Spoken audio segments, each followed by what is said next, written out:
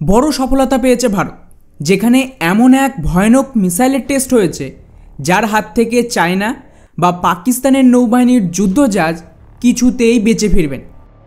আর সবচেয়ে best part কি জানেন? এই মিসাইল অ্যাকচুয়ালি কোনো ফাইটার জেট থেকে লঞ্চ হবে না, এটা লঞ্চ করা হবে আমাদের নৌবাহিনীর যে হেলিকপ্টার রয়েছে সেখান থেকে, যার ফলে শত্রুর যুদ্ধজাহাজে যে এয়ার ডিফেন্স সিস্টেম রয়েছে তার পক্ষেও এই মিসাইলকে ডিটেক্ট করায় নিজের মধ্যে সবচেয়ে বড় চ্যালেঞ্জ হয়ে দাঁড়ায়। কেননা আমি এখানে যে মিসাইলের কথা বলছি সেটা ভারতের একেবারেই নতুন অ্যান্টিশিপ মিসাইল, যার নাম হলো নাসাম এসআই বা Naval antiship missile short range. গতকাল আমাদের ওড়িশা থেকে নৌবাহিনীর সি কিং হেলিকপ্টারের মাধ্যমে ডিআরডিও এই মিসাইলের সফলভাবে টেস্ট করে এবং এই মুহূর্তে আপনারা ওই টেস্টের আসল ভিডিওটাও দেখতে পাচ্ছেন, যেটা ডিআরডিও অফিশিয়ালি পাবলিশ করেছে।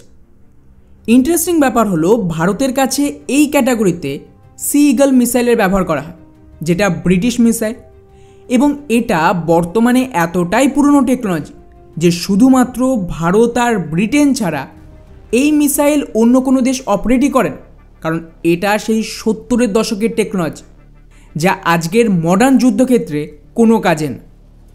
আর এটাকে মাথায় রেখেই 2018 সালে আমাদের তৎকালীন রক্ষামন্ত্রী নির্মলা সীতারামন নিজেদের স্বদেশি অ্যান্টিশিপ মিসাইল তৈরির জন্য ডিআরডিওকে নির্দেশ দেয়, যার আন্ডারে 436 কোটি টাকা বরাদ্দও করা হয় এবং রেকর্ড টাইমে আমাদের ডিআরডিও সায়েন্টিস্ট এই মিসাইলকে সম্পূর্ণ স্বদেশিভাবে তৈরি করে ফেলেছে।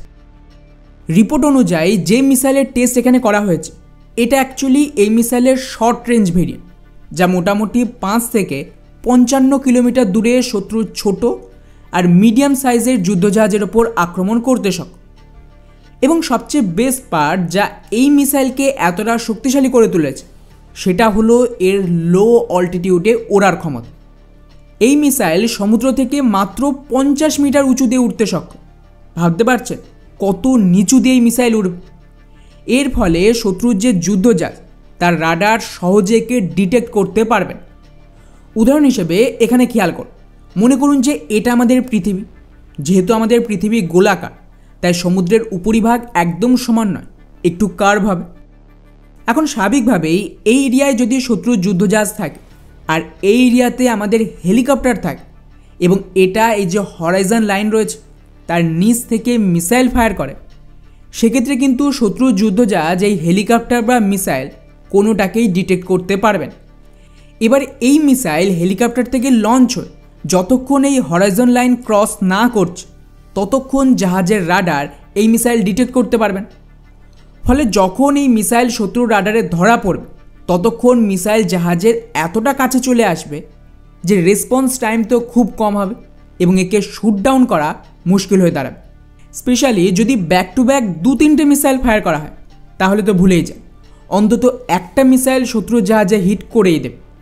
এই সেম ক্যাপাবিলিটি আমাদের ব্রহ্মোস মিসাইলেও রয়েছে, যার জন্য ব্রহ্মোস এতটা শক্তিশালী।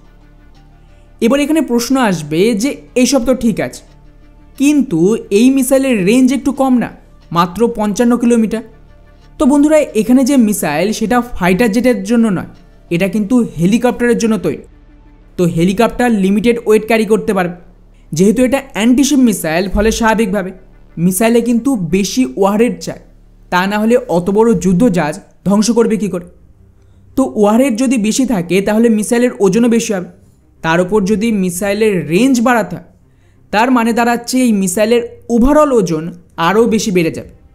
তখন কিন্তু হেলিকপ্টার এটা বহন করতে পারবে না। এই কারণেই এর রেঞ্জ এত কম। তবে হ্যাঁ, এর আরও একটা ভেরিয়েন্ট তৈরি হচ্ছে যার নাম হলো ন্যাসাম এমআর, মানে মিডিয়াম রেঞ্জ। এটা বলা হচ্ছে যে মোটামুটি 350 কিলোমিটারের আশেপাশে রেঞ্জ দেবে। কিন্তু এই মিসাইল হেলিকপ্টার থেকে লঞ্চ সম্ভব না, ওটা কেবলমাত্র আমাদের P-8I এয়ারক্রাফট আর যুদ্ধ বিমান থেকে লঞ্চ করতে, কারণ এটা তো খুব বেশি হেভি মিসাইল, হেলিকপ্টার ক্যারি করতে পারবেন। ফলে পাকিস্তানের নৌবাহিনীর জন্য এই মিসাইল সবচেয়ে বড় থ্রেট হয়ে দাঁড়াবে, কেননা ডিরেক্টলি ক্লোজ কম্ব্যাটে এই রিজিয়নে পাকিস্তানের সাথেই হয়। এর আগেও এই মিসাইলের 2টো সফল টেস্টও হয়েছিল, এটা 3য় টেস্ট ছিল, খুব সম্ভবত ফাইনাল টেস্ট। তার মানে দাঁড়াচ্ছে যে খুব তাড়াতাড়ি এই মিসাইলের মাস প্রোডাকশন শুরু হচ্ছে এবং আমাদের নৌবাহিনীর সমস্ত হেলিকপ্টারে এই মিসাইল যুক্ত করা হবে হামলার জন্য। ফলে ওভারঅল মিসাইলের সেক্টরে একের পর এক রেকর্ড করছে ভারত, যার কোনো তুলনা নেই।